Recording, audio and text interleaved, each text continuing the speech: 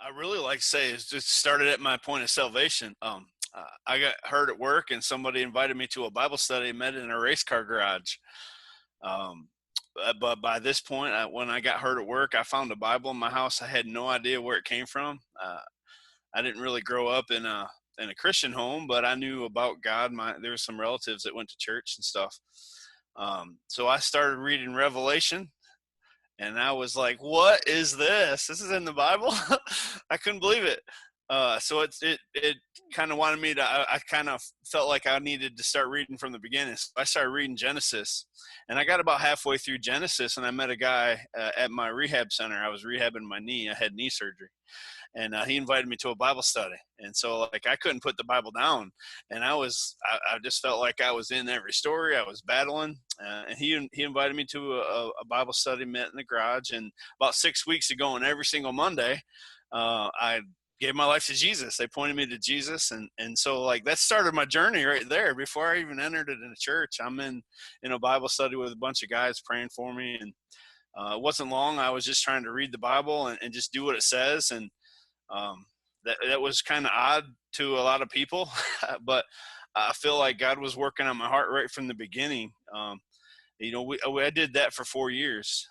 We met in the garage, and then I kind of filtered into a local church where pastor kind of mentored me, and then it wasn't long. I was Sunday school teacher and small group leader, and then probably this was in 2004. I gave my life to Jesus, and then probably 2009, 10, I found I Am Second, maybe, and they had some videos, and attached was some guides on how to obey Jesus. Just some basic obedience-based Bible studies, and so I tried to do those myself, and then I found a link on the website that said click to be a head coach in your area. I didn't know what that was exactly. What they contacted me back, and they gave me some training on how to do some more obedience-based Bible studies, and so that helped me a lot. And so at one time we probably had probably 11 different groups going at one time from the church, from different churches and different places. They just were, it was cool to watch the videos and then talk about them, and then, set a goal, like who can you share with, or, the story that we learned. And then just working with I Am Second, they invited me into um, I don't know, the E3 partners officially. And so I've been working with E3 partners as E3 USA. From there, I really learned how to dive into T for T and what biblical, simple, reproducible really meant. So we started transitioning everything we were doing from obedience-based Bible studies to let's call it church. Let's do the functions of a healthy church. Let's dig into Acts 2 and use that as a basis. And so that really started my journey towards investigating movements. But I've always had a passion to, like, hey, let's read the Bible. With the intention to do what it says, with the expectation that it's going to continue to transform our hearts, my heart and the ones that we're leading. And so I've always had that kind of mentality. So it's been really good to connect with other believers that are on that same path. And, I just feel like that's where God had me from the beginning, was heading this direction. Once we started to dive into everyone's oikos and figuring out that, hey, that's what Jesus did from the beginning, is dove into his oikos. And then I took a couple years where I went to share with my entire oikos, and there was 16 people. The people that I knew came to know Jesus. 12 of them immediately were baptized, and 2 complete families came to know Jesus. There was a little girl that came to talk to me about, hey, I want to be baptized. So I shared the gospel with her. She knew Jesus, and I don't know where she first heard, but it was a family member. And so, like, yeah, I'll baptize you. So that gave me an opportunity to talk to the parents, which I knew they were unbelievers as well. They didn't believe at first, so we set up a baptism, and then we decided to meet at the lake. I don't get the chance to see my family a lot, so we decided to meet at the lake, and ended up inviting a bunch of people. And there was 40 people that came out that day. People we don't see a lot, because we live down in North Carolina, and this is in Michigan. And they we went and we had a baptism service. We prayed, we talked about baptism and what it was, and we went out in the water and I baptized her. And then we came back in, and then the mom was like, man, I need to get baptized. And so I shared the gospel with her again, made sure she knew that what she was doing and what she wanted. And she's like, yeah, I've repented of my sins. She prayed right there and wanted to receive Christ and get into a discipleship group. And so I took her back out into the water and we baptized her. And then we came back in, and the dad came. He's like, man, there's something happening here. And he was bawling already. He was just crying over, he sinned against God. So again, I took him and we shared the gospel with him. He retold it back to me. He knew what he was doing. And so we just took him out and baptized him again. And so that was pretty awesome. But I think the remarkable thing that God did is he allowed me to, or not me, he showed himself strong in front of those other 40 people that were there. And so that was really a part of our oikos and our family, my wife and I. And so that was pretty powerful. I think there was something that happened. We were running pretty hard after doing obedience-based Bible studies, switching to church. My family and I don't know if we got burned out. We just started having too many discussions about ministry, and we thought it was time that I needed to take a break. We needed to take a break because we had people calling all hours of the day and night, people coming over all the time, and so we had no rest ever.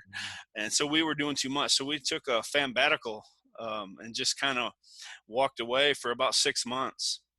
And it helped us really refocus on our family, refocus on things that were important, rekindle a relationship with my wife again, that we never want to lose that again. And it helped my children as well. I think, because coming out of that, there was a lot of cool things that happened. And so I think that was a pivotal point. And so we came back into the work we took off, I don't know, June to January. And then we had a gospel conversations training after that. And something happened, and a couple months after that gospel conversations training, I started hearing about these stories about this guy has trained 12 churches in the 411, and these women are meeting in a group, but they're wanting some guidance on how to do the 3/3 a little better.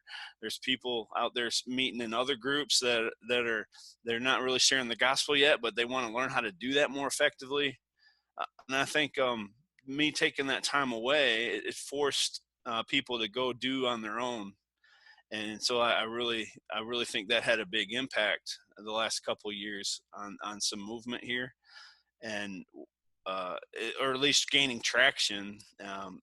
During that time too, we started attending just a local church, so we built some relationships there, and some people jumped into the work from that. And so I've been mentoring and coaching more than anything else after we came back into the work.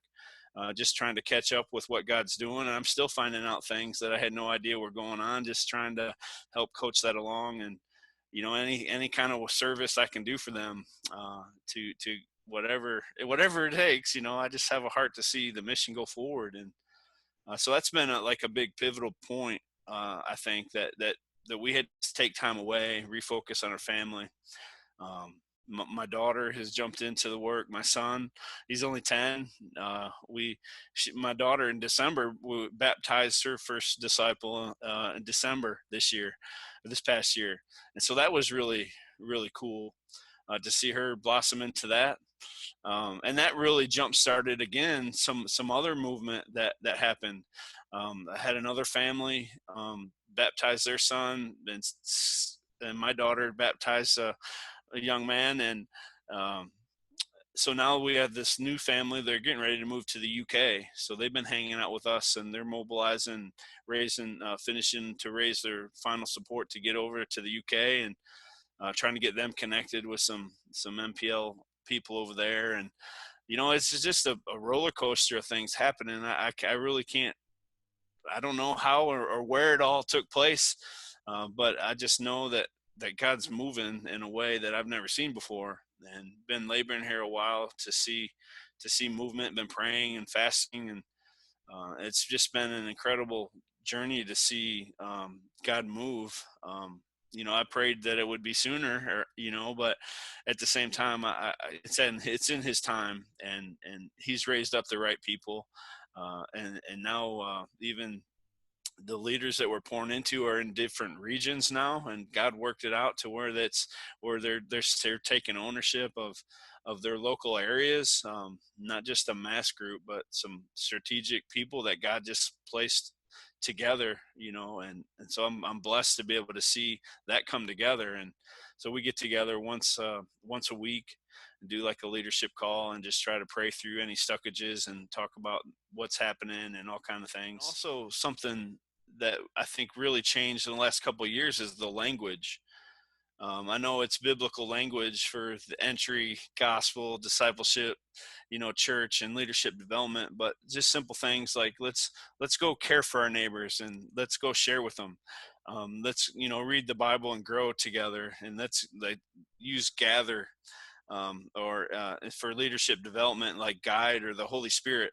As we set apart different tools in leadership. Or I mean, and the just the simple tools that we say 3/3 instead of pattern of care, trainers or modelers. Weekly harvest is like model zones. When we try to change a little bit of the language, but not really the identity of the tool and how it's used, we found that was not as offensive to churches and organizations that were looking into maybe a church growth strategy, but not really to making disciples or sharing the gospel strategy. But they're willing to look into the work more, and so that has, I think, I want to say that it was a key element to maybe what has allowed us to train a few churches that are like fully rolling on with the NPL strategy now, the 4 fields. And I say NPL, the 4 fields strategy with the vision of no place left in their city. Um, and so that, I don't know if that's something that's happened, but I feel like that's definitely something that we've changed, the last couple of years, and that's helped out a lot with people that were looking in from the outside, but not really doing a whole lot with us as far as sharing the gospel, making disciples. But they've come on board since then. Um, Something else too is the law of the straw. How do you get the Bible through the whole straw? Well, you take one piece at a time and you suck it up. And so a lot less content and more obedience based.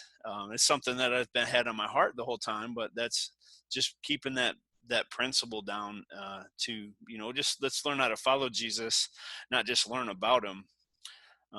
And I think responsibility is like fertilizer. That's something I've heard for a long time. Is the more you pass off the leadership roles and to bring something to the table each church meeting, you tend to study more or look at it before you come, and you learn it better, and then you can teach others to do it. So that's been something that's really big. If those were some key areas that I've learned in the last couple of years to help maybe drive forward on some movement that we haven't seen, or some people jumping on board with joining the team, so to speak. And what have you learned about how God's shaping you as a leader? Oh my. Well, uh, well, I feel like I'm not haven't done very well, because I just I've been partnering where God was working, and so just trying to cast vision for movement to get started, to make disciples, to share the gospel, as a basis, um, and then using the strategy that's so biblical, so simple. Um, Probably the biggest thing that I guess that I have learned is how the roles of different gifts are used to serve the body and keep it healthy, and especially the APES. How best can each gift serve each person. So we've kind of broke out some like the prophet types. They might be able to help us hear from God better. And so I feel like we've set up some let's hear from God Bible studies. And so we want to see those hear from God Bible studies be reproduced with some of the prophet people in the network, if that makes sense. And then there's some shepherd teacher types that that maybe not sharing the gospel as much, but they're able to go a little deeper into discipleship. So we've kind of released the reins on, pointing people to the shepherd teacher types that are going deeper with maybe some of the teammates. And then the evangelists, we've been spreading those out to so they can model sharing the gospel. I can't do that all, and nor do I want to try anymore, because I was trying real hard. And that led us to something we did this past November, was 30 days in the harvest November. With all the new growth that happened pretty much last year, we just took 30 days and we marked on the calendar a couple months ahead of time where each person or where each family wanted to target in the harvest. And so we wrote it down, and we tried to fill up every single day that someone was in the harvest from our network. And that way we could pray over the people that were going out, and then we also could join them if we wanted to. But so that led us into some healthy rhythms about being in the harvest. So since then, I feel like that's been a little catalyst to help us cast vision for sharing the gospel, finding a house of peace, whether that's in your oikos or in your neighborhood. Um, and so that was been something cool that I seen God do, and that's sort of playing out into the leadership qualities things, is just kind of using everyone's gifts, trusting the Lord that they can do it, if that makes sense. Mm. And, we're in the middle of a crisis at the moment. How have things changed, and what are you learning about, making the best of this time? So I spent about 3-4 months casting vision for oikos last year as we got into the harvest. So January we just started a little, or not, I don't know if we just started something, but we reach our oikos 2020. And when this pandemic started, it really forced us to really look into our oikos and find ways to share with them. So I heard some other guys, hey, put your testimony on online and your social accounts. So we've had a few people do that. Real quick story about that. I was able to share my 15-second testimony a couple weeks ago, put it online, and had several responses. Well, I had a friend from school reach out and said that was inspiring. So we got to talk, and I was able to share the gospel with her, and she came to know Jesus. I had people writing out some emails, and just trying to be an encourager, telling their story through email, through video. And there was a couple of people that have been able to share the gospel through their 15-second testimony on social media. So it's been a challenge for sure, not being able to be together with certain folks, but I won't say it hasn't been unfruitful to continue to, share the gospel and cast vision for mission that way. We did a 411 online, the first time I've ever done that, and that multiplied out to three different 411s in the same week. And so that was pretty inspiring. And two Commands of Christ groups came out of the oikos that they spanned out with the 411 that they did. So that was been really cool to see that work. I just feel like it's also maybe raised up some of the leaders, the go-getters, to the top, that are still maybe going after movement in a way, in the day and an age that we live in. But it's been encouraging to the rest of the body, I think, to know that God is still working, and God is still, saving lives. And we had our first baptism last Saturday, actually, since the Corona started. And so that's been pretty awesome to see that. When this first started too, I think we all decided, hey, we're just going to slim down to a certain group of people, and we're just going to hang out with them. And what happened is like the churches we were meeting with, they decided to not meet as church, but meet with the people they were ministering to. And it was like, I could have never thought of that. That was something that cool that happened. So what happened was with the baptism was just that. It was someone that he decided he was going to still continue to meet with, and they both agreed to, be as healthy and safe as they could. Well, he came to know Jesus, and now they baptized him Saturday, and it's been a fun time during this time. It's been challenging, but like I can't say that it's been, you know, not fruitful for just trying to be obedient to the things that we can control. And Chris, what are you trusting God for? People being mobilized to parts of the world that are not that do not have access to the gospel. I really want to see people from our area be raised up to go. Even if that's me, I want to be obedient to go. Um, and I feel like God wants to do that, and He will do that. And I would like to see that happen. It doesn't have to be from here, but it can be from everywhere. I really want to see Him come back in my lifetime, and I really think it's possible. I really think that we live in a unique time in the world where this right here, the Zoom pandemic, is a good way where the gospel can still go out. It can still reach people, and maybe that's not the end all for reaching obviously every people group, but it's a good way to cast vision and train and see people go. I think, and just trying to use that as a platform with what God's given us to do ministry right now, trusting God that we're just going to be faithful in the things that we can control. I'm really trusting God that my family, that when my kids are grown and gone, that they'll follow the Lord wherever He calls them to do, uh, run after a movement wherever they live. I know that might be scary, but I just soon see them pursuing the Lord wherever, in any part of the world, even if I can't be with them. So like I'm trusting God for my family to be on mission and part of that. And um, I don't know. There's just, other than that, I really don't know. What else I can trust God for is just be I know He's faithful, and I know He's going to love me to the end, and I know He's in control of all things. And um, but I would really love to see the world reached and see Him, come back in my lifetime.